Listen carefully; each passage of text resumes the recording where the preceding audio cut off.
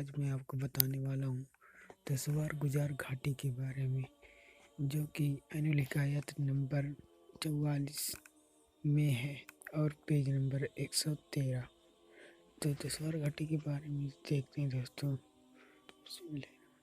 حضرت سیدنا ابو حازم رحمۃ اللہ فرماتے ہیں، جب حضرت سیدنا عمر بن عبدالعزیز رحمۃ اللہ مسجد خلیفہ بن گئے تو ایک دن میں ان سے ملاقات کے لیے گیا۔ وہ کچھ لوگوں میں تشریف فرما تھے۔ انہیں نہ پہچان سکا، لیکن انہوں نے مجھے پہچان لیا اور فرمایا، اے ابو حازم علیہ رحمۃ اللہ، میرے قریب آؤ۔ میں ان کے قریب گیا اور عرض کی، کیا آپ ہی میں امیر المومنین عمر بن عبدالعزیز علیہ رحمۃ اللہ مسجد ہیں؟ انہوں نے فرمایا، جی ہاں، میں ہی عمر بن عبدالعزیز ہوں۔ میں بہت حیران ہوا اور عرض کی، جس وقت آپ رحمۃ اللہ علیہ مدینہ منورہ میں ہمارے امیر تھے، اس وقت آپ رحمۃ اللہ علیہ کا حسن و جمال عروج پر تھا، چہرہ انتہائی تابہ اور روشن تھا۔ آپ رحمۃ اللہ علیہ کے پاس بہترین لباس اور بہت ہی عمدہ سواریاں تھیں۔ آپ رحمۃ اللہ علیہ کثیر خدام تھے۔ آپ رحمۃ اللہ علیہ کی رہائش گاہ بہت ہی عمدہ تھی۔ اب آپ رحمۃ اللہ علیہ کو کس چیز نے اس حال میں پہنچا دیا؟ حالانکہ اب تو آپ رحمۃ اللہ علیہ امیر المومنین ہیں، اب تو آپ رحمۃ اللہ علیہ کے پاس سے زیادہ آسائشیں ہونی چاہیے تھیں۔ امیر المومنین حضرت سیدنا عمر بن عبدالعزیز رحمۃ اللہ علیہ مسجد یہ سن کر رونے لگے اور فرمایا، اے ابو حازم رحمۃ اللہ علیہ، اس وقت میرا حال ہوگا جب میں اندھیری قبر میں پہنچ جاؤں گا اور میری آنکھیں بہہ کر میرے رخساروں پر آ جائیں گی، میرا پیٹ پھٹ جائے گا، زبان خشک ہو جائے گی اور کیڑے میرے جسم پر رینگ رہے ہوں گے، چاہے میں کتنا انکار کروں۔ پھر روتے ہوئے فرمانے لگے، اے ابو حازم علیہ رحمۃ اللہ، مجھے وہ حدیث سناؤ جو تم نے مجھے مدینہ منورہ میں سنائی تھی۔ تو میں نے کہا، اے امیر المومنین رحمۃ اللہ علیہ، میں نے حضرت سیدنا ابو ہریرہ رضی اللہ عنہ کو یہ فرماتے ہوئے سنا کہ نبی کریم صلی اللہ علیہ وسلم نے فرمایا، تمہارے سامنے دسوار گجار گھاٹی ہے، جس سے صرف کمزور اور نحیف لوگ ہی گزر سکیں گے۔ یہ حدیث پاک سن کر حضرت سیدنا عمر بن عبدالعزیز رحمۃ اللہ علیہ مسجد بہت دیر تک روتے رہے۔ پھر فرمایا، اے ابو حازم، کیا میرے لیے یہ بہتر نہیں کہ میں اپنے جسم کو کمزور اور نحیف بنا لوں تاکہ اس کا ہولناک وادی سے گزر سکوں؟ لیکن مجھے اس خلافت کی آزمائش میں مبتلا کر دیا گیا ہے، بس معلوم نہیں کہ مجھے نجات ملے گی یا نہیں۔ پھر آپ رحمۃ اللہ علیہ پر گسی طاری ہو گئی۔ لوگوں نے آپ رحمۃ اللہ علیہ کے متعلق باتیں بنانا شروع کر دی۔ میں نے لوگوں سے کہا، تم امیر المومنین رحمۃ اللہ علیہ کے متعلق باتیں نہ بناؤ، تمہیں کیا معلوم یہ کس مصیبت سے دو چار ہیں۔ پھر انہوں نے اچانک رونا شروع کر دیا اور اتنا زور سے روئے کہ ہم سب نے ان کی آواز سنی۔ پھر ایک دم ہنسنے لگے۔ میں نے کہا، حضور، ہم نے آپ رحمۃ اللہ علیہ کو بڑی تعجب سے حالت میں دیکھا۔ پہلے تو آپ رحمۃ اللہ علیہ خوب روئے، پھر ہنسنا شروع کر دیا، اس میں کیا راز ہے؟ انہوں نے پوچھا، کیا تم نے مجھے اس حالت میں دیکھ لیا؟ میں نے کہا، جی ہاں، ہم سب نے آپ رحمۃ اللہ علیہ کی یہ تعجب خیز حالت دیکھی ہے۔ تو آپ رحمۃ اللہ علیہ فرمانے لگے، اے ابو حازم علیہ رحمۃ اللہ، بات دراصل یہ ہے کہ جب مجھ پر گشی طاری ہوئی تو میں نے خواب دیکھا کہ قیامت قائم ہو چکی ہے اور مخلوق حساب و کتاب کے لیے میدان محشر میں جمع ہے۔ تمام امتوں کی 120 صفیں ہیں، جن میں سے 80 صفیں امت محمد صلی اللہ علیہ وسلم کی ہیں۔ تمام لوگ منتظر ہیں کہ کب حساب و کتاب شروع ہوتا ہے۔ اچانک ناداتی گئی۔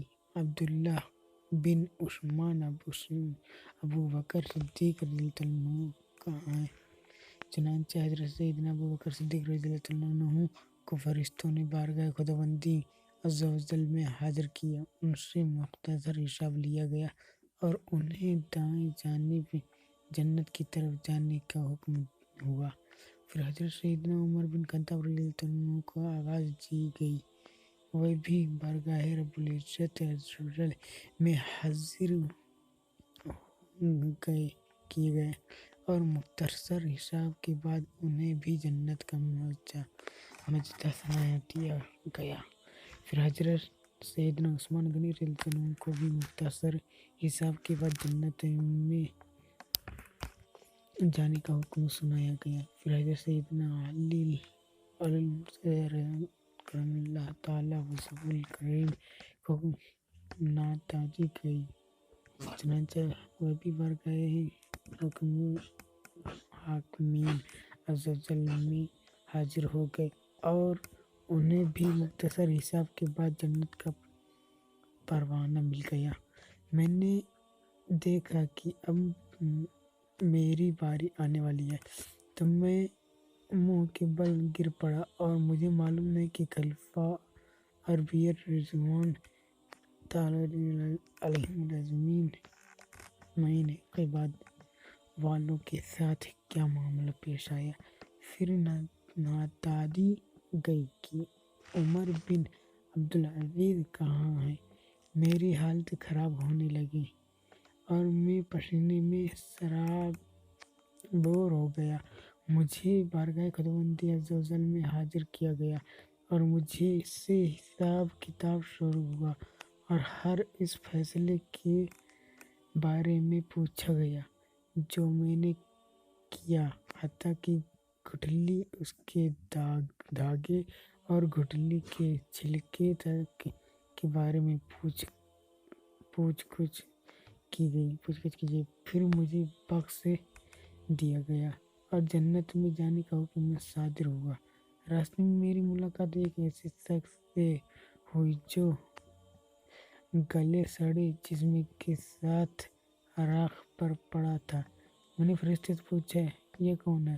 تو فرشتوں نے کہا، آپ اس سے بات کیجئے، یہ آپ کو جواب دے گا۔ میں اس کے پاس گیا اور اس سے ٹھوکر ماری تو اس نے آنکھیں کھول دی اور سر اٹھا کر میری طرف دیکھنے لگا۔ میں نے اس سے پوچھا، تو کون ہے؟ اس نے کہا، آپ کون ہو؟ میں نے کہا، میں عمر بن عبدالعزیز ہوں۔ پھر اس نے پوچھا، اللہ رب العزت نے آپ رحمۃ اللہ علیہ کے ساتھ کیا معاملہ فرمایا؟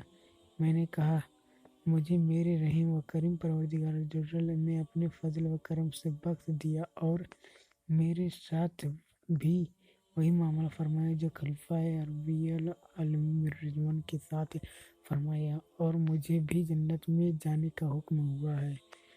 ان کے علاوہ باقی لوگوں کے بارے میں مجھے معلوم نہیں کہ ان کے ساتھ کیا معاملہ ہوا۔ وہ شخص کہنے لگا، آپ رحمۃ اللہ علیہ کو بہت بہت مبارک ہو کہ آپ رحمۃ اللہ علیہ کامیاب ہو گئے۔ میں نے پوچھا، تم کون ہو؟ اس نے کہا، میرا نام حجاج بن یوسف ہے۔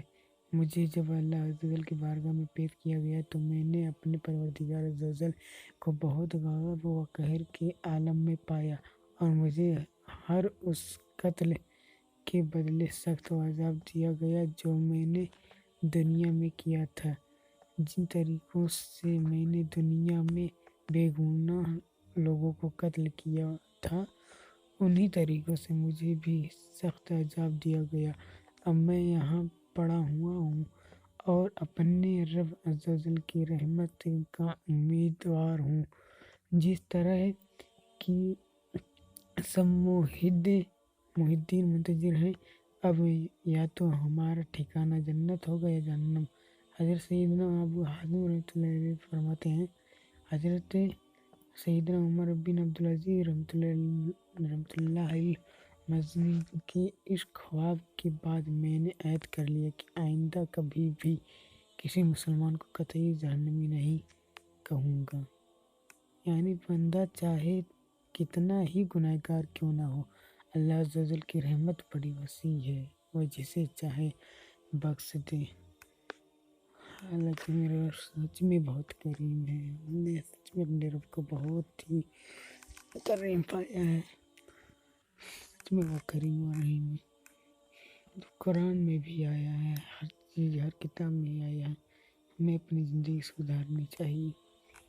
اور میرے نے اتنا بڑا جو پڑھا ہے میرے دوستوں، اگر جو اس میں کوئی غلطی ہوگی تو اس میں مجھے معاف کر دیجیے گا، اور کوئی غلطی ہوگی تو کمنٹ میں بتائیے گا۔